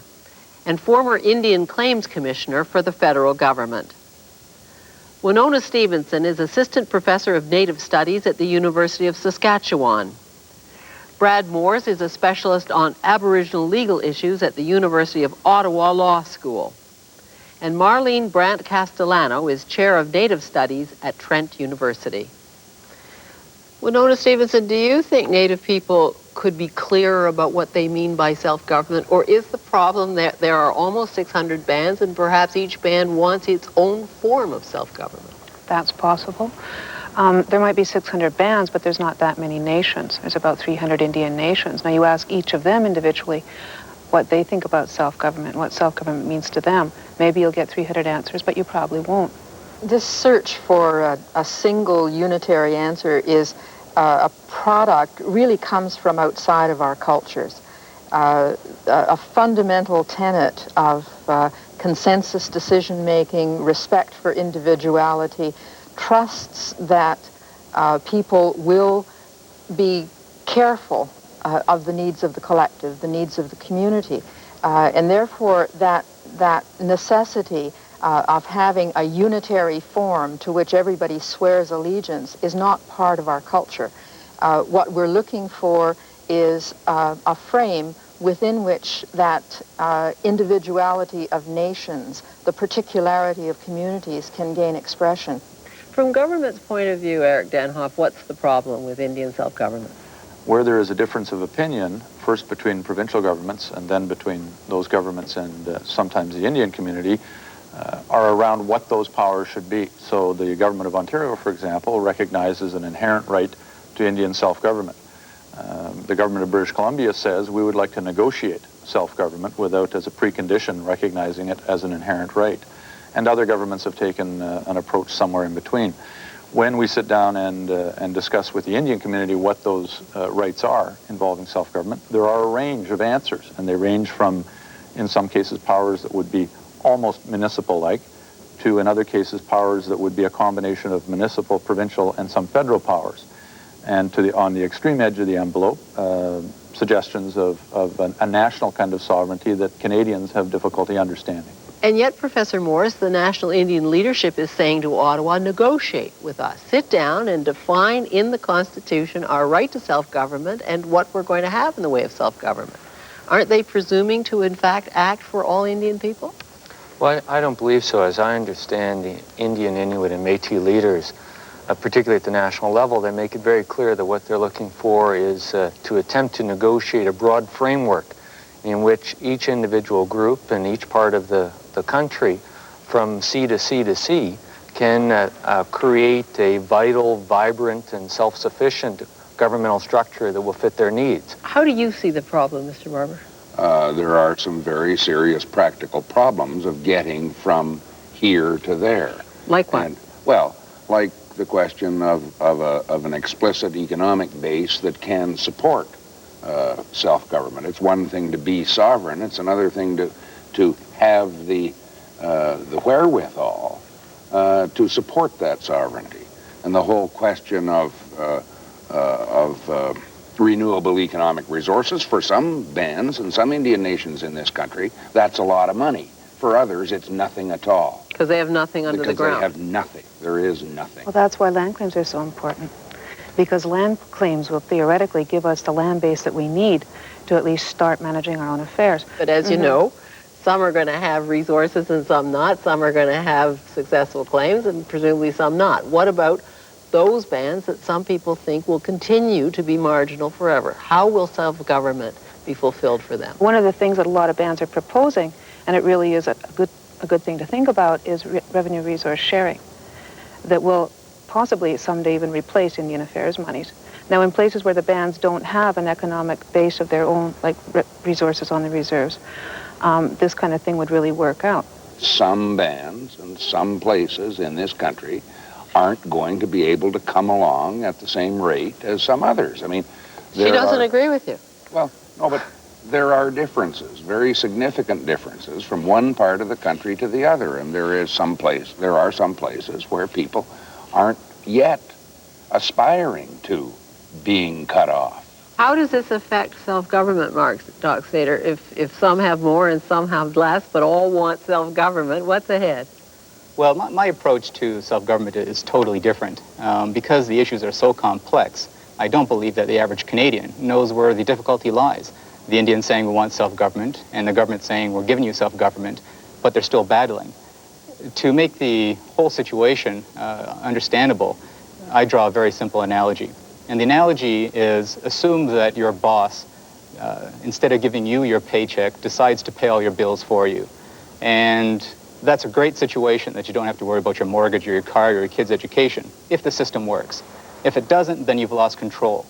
And now, when you go back to your boss and say, well, I'll take the paycheck and I'll pay all the bills, that's where the rub comes in. The Indians are saying, we'll take the total paycheck, or most of it, and we'll make our own decisions where we pay our bills. The government is saying, well, we'll give you 10% of it, and you can decide about education. And that's where the basic rub comes, that the government is saying, we'll give you a portion back, and the Indians are saying, we'll take it all, or a majority of it. Let's wrap this section by asking Professor Castellano if she sees any problems ahead. Let's say data self-government became a reality. Any problems? Yeah. What we have to do in the next generation is to rebuild institutions, reaching back into our traditions about what's important, what's Indian, what's Aboriginal, that we value and that we want to retain and maintain onto the seventh generation. Winona Stevens, did you want a last word on this point too? After self-government, what problems start?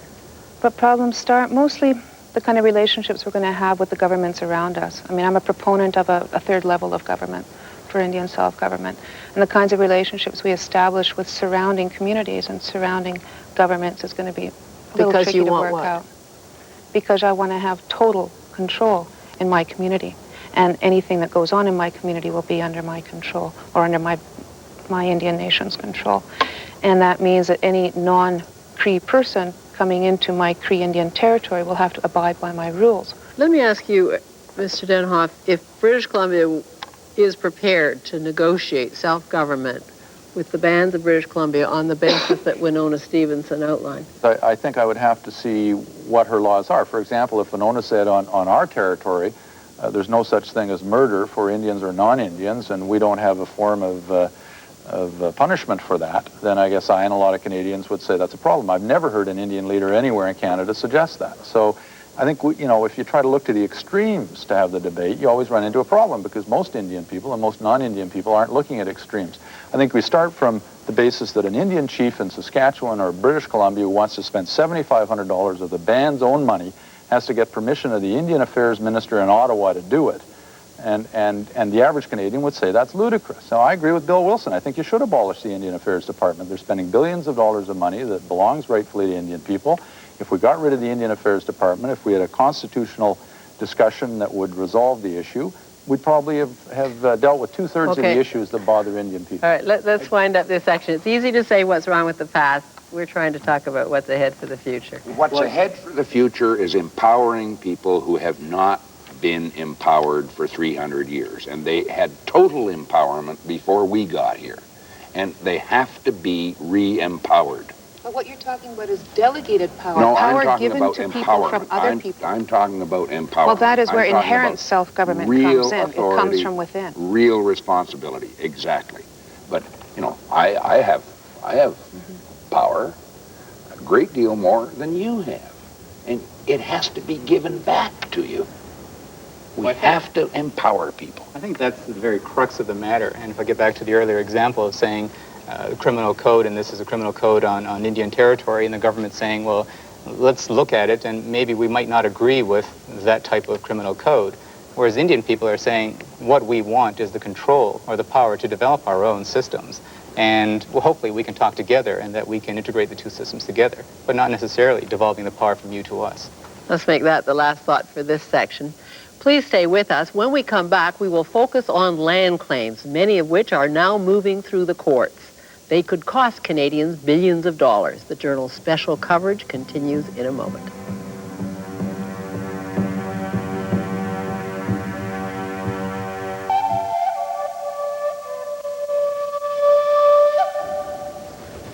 We turn now to the most contentious of Native issues in Canada, land claims.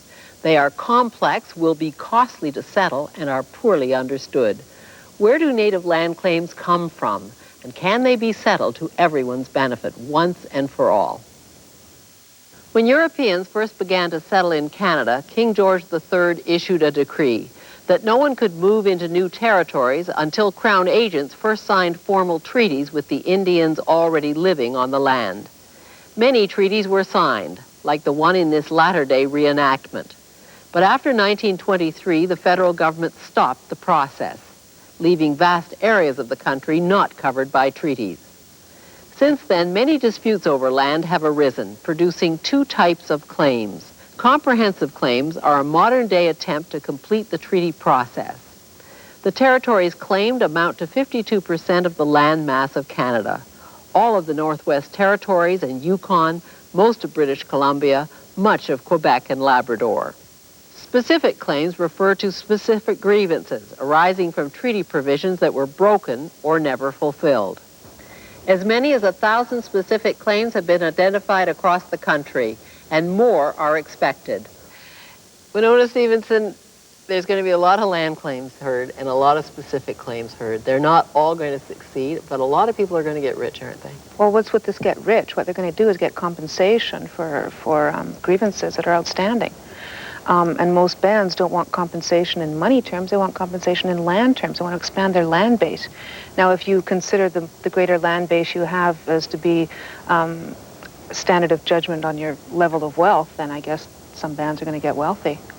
Lloyd Barber, has anybody estimated what successful prosecution of all these land claims could amount to that will have to be paid for by the federal and provincial authorities? Not to my knowledge. There's no global total number we could be looking at? I don't think that's the issue. I think the issue is a legal issue and a moral issue. There are debts that this country has incurred and has not paid. And what could they amount to, Eric Denhoff? I mean, your own government is looking at a lot of comprehensive land claims. You're the one province where those claims are really outstanding. You could be highly vulnerable. We don't know what the cost will be in British Columbia. You can look across the rest of the country and see some examples of costs, and they're significant. And you look at the Yukon proposed settlement, and it's about $230 million in cash and about 10% of the land base.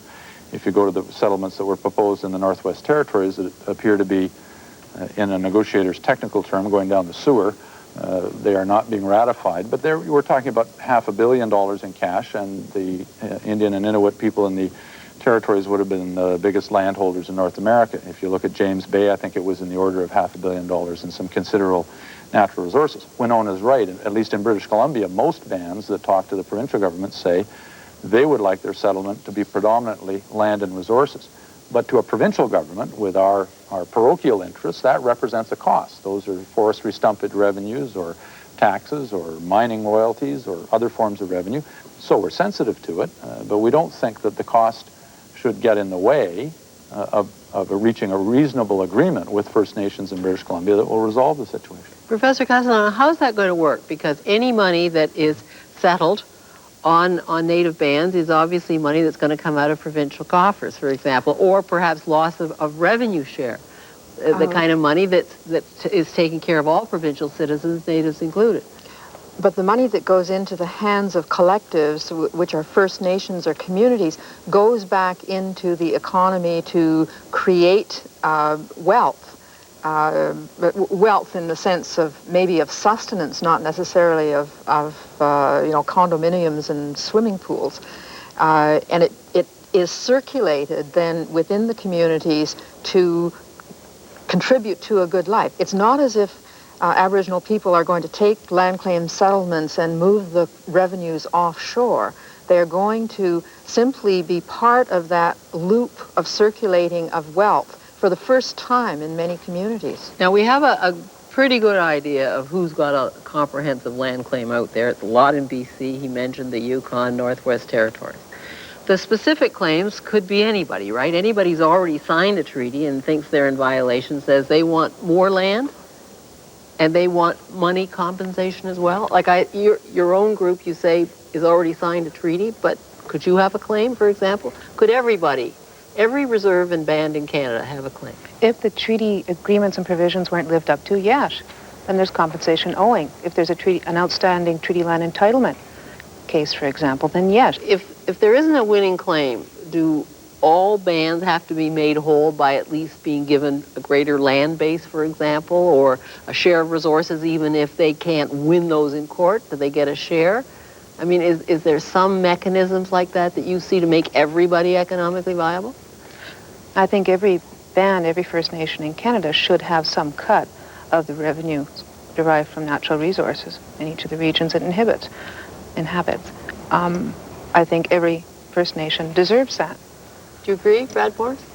Yes, I'd suggest that the reality is Aboriginal people across the country right now have about 1% of the land base in the country, and that clearly wasn't the case before Europeans came.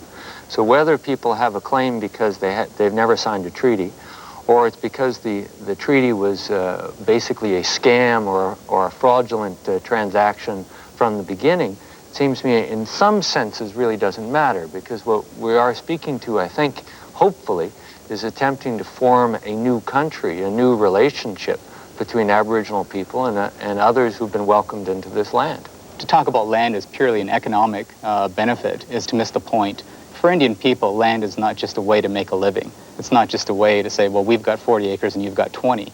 Land has a more spiritual importance and has an importance in a way of life. And it's not, I mean, the argument that we're going through right now is mainly a governmental argument.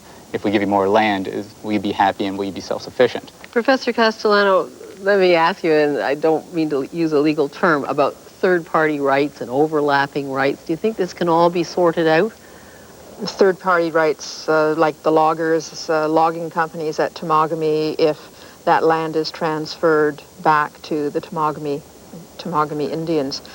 That's part of the negotiation process, I think. I don't think that Aboriginal people are necessarily have to take the responsibility for defending those interests.